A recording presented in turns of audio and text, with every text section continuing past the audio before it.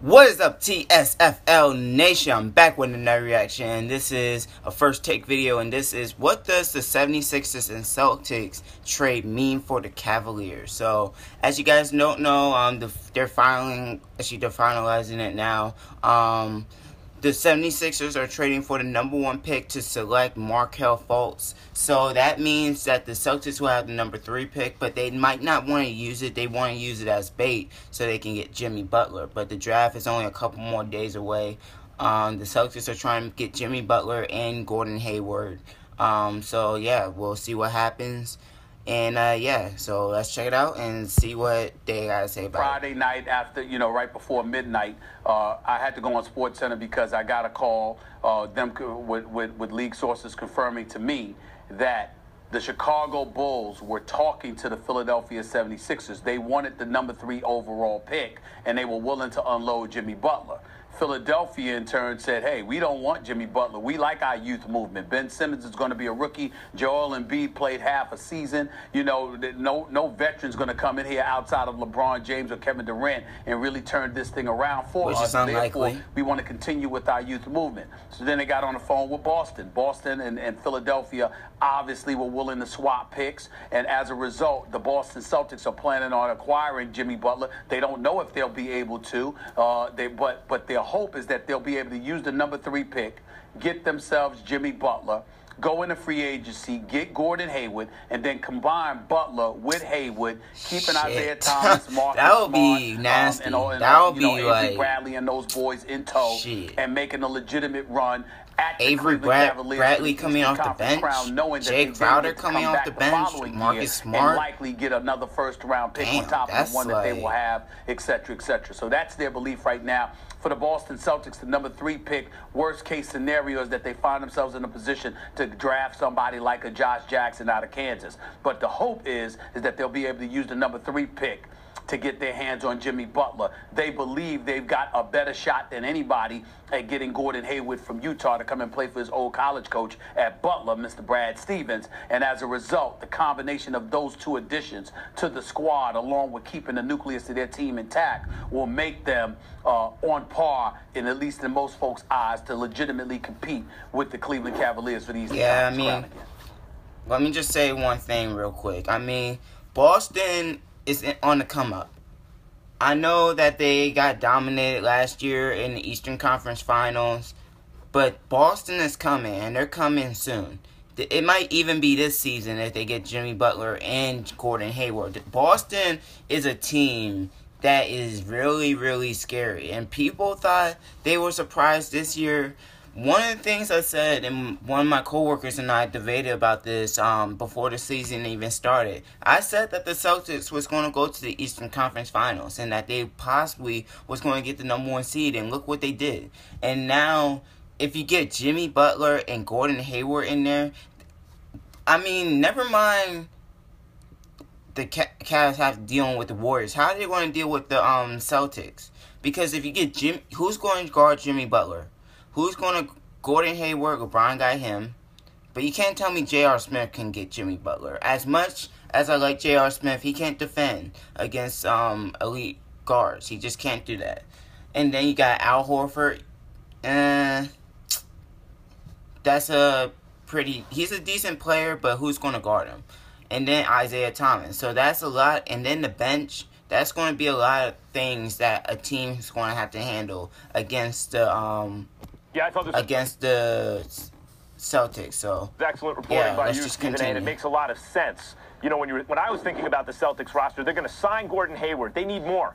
Well, who's out there that's not just a rental, who really fits the Celtics, right, in terms of his mentality and could be had under market value? Well, that's Jimmy Butler.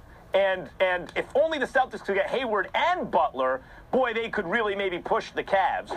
And sure enough, this is what you're reporting, that's the idea. If they could get Jimmy Butler more or less for the 3rd overall pick and sign Gordon Hayward, they are coming for Cleveland. I'm not saying that's enough to overcome Cleveland already. It might be enough. Reminds me in its way of the bad boy Pistons as they were ascending and gunning for the Celtics back in the day, where they didn't have anyone as good as Bird on the team. Apologies to Isaiah.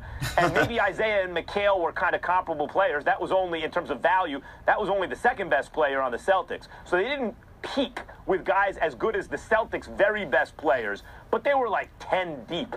Everywhere you look, they had guys who could play. And if you think of the Celtics team, Stephen A., with those two additions, Isaiah Thomas, Jimmy Butler, Gordon Hayward, Al Horford, and then guys like off your bench and any kind of combination. Avery Bradley. Marcus Smart, Jaylen Brown, Jay Crowder, et cetera.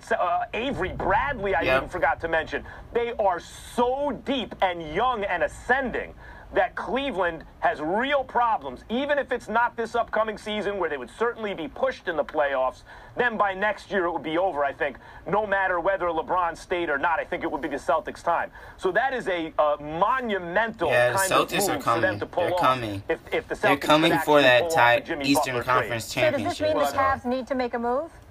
Well, you know what? Listen, they have LeBron James and they have Kyrie Irving. So the word need, that might be a bit excessive, but clearly it's going to be a bigger challenge that awaits them, and they need to pay attention to that and take it seriously, because Boston is definitely coming. Yep. I would tell you that the rest of the Eastern Conference really should put themselves on notice, because the moves that Boston is making, that they're planning on making, that they're in position to make, it literally is a two-horse race within the Eastern Conference. Everybody else is pretty much irrelevant. You look at the Washington Wizards right now, I thought they would be in the Eastern Conference Finals, but, you know, they struggled in Game 7, not just as players, but as a coaching staff as well. Yep. And what moves are they going to make in the offseason? It doesn't seem like they're going to be able to do much. The same could be said about the Toronto Raptors. You got a guy like Kyle Lowry that may be looking to move on unless they give him $200 million, which I doubt they will do. So you take all of those things into consideration, and you the Miami Heat, so, you know, on the come up. And they're going to be a major player in free agency, because they're going to go after Gordon Hayward. Whether or not they get them, they seem to be second fiddle behind the Boston Celtics in that quest. And so when you look at it from that perspective, it seems to be about Boston, about Cleveland. It seems to be that Cleveland only needs to take the Boston Celtics seriously, and pretty much nobody else, because everyone else seems to be a bit limited in what they're going to be able to do come free agency. That's just the way it's looking right now. Well, I think we talk about coaching and player development. Look at the Warriors, the system they put those guys in, and just the fact they drafted 7, 11, 35. That was Steph, Clay, and Draymond, and that was because of the system and their player development, etc. That was enough to get Durant eventually to say, I want to play with those guys, right? So that makes a big difference, and the Celtics have that in Brad Stevens, no question. And they also have, though, the GM and Danny Ainge. Danny Ainge was so shrewd to not push his chips to the middle of the table in this offseason. Not do the thing that everyone wants, including you, Stephen A., the Lakers do with Paul George right now. I'll sign Gordon Hayward just for the cash in the offseason. I don't even make a trade right now just to lose to the Cavs. And I'll make a move for Jimmy Butler, right? I mean, that was really smart. Knowing when to make that move is huge. And Danny Ainge has done a tremendous job. Not always, as a friend of mine pointed out recently, done a great job of identifying the right guys in the draft. You know, we'll see what happens with Jaylen Brown and Marcus Smart, the number 3 and 6 overall picks. You really got to produce in those slots, and so far it's okay. But you'd like to see, you know, the trajectory improve.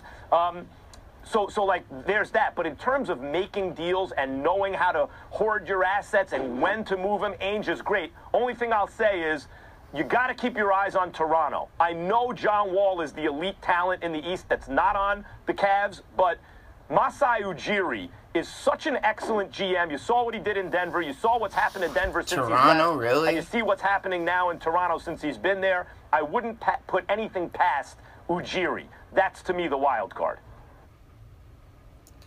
I don't know, man. Like, Toronto, like, they definitely got a great fan base up there, and I respect the team, but Toronto's been proving for a couple years now that they need to rebuild a little bit. They need to get another superstar, and I've been telling everybody that Toronto needs to get another superstar in there, because the players that they got down there is not good enough, and they don't have anybody that can contain the star players from the other team. Like, look at the Cavs. They couldn't contain LeBron. LeBron did whatever he wanted. So, but that's another subject for another time. But for the Celtics are coming. The Celtics are coming. They are coming for the Cavaliers. And it may be this year. It may be this year. I won't be surprised at all if the Celtics are in the finals this year or next year. It will not surprise me at all, especially if they get Jimmy Butler and Gordon Hayward. That's going to be nasty, but we'll see what happens. The draft is a couple days away, so we'll see what happens. Thank you guys for watching. Like the video if you like this, subscribe if you're new, and I'll see you guys later. Peace.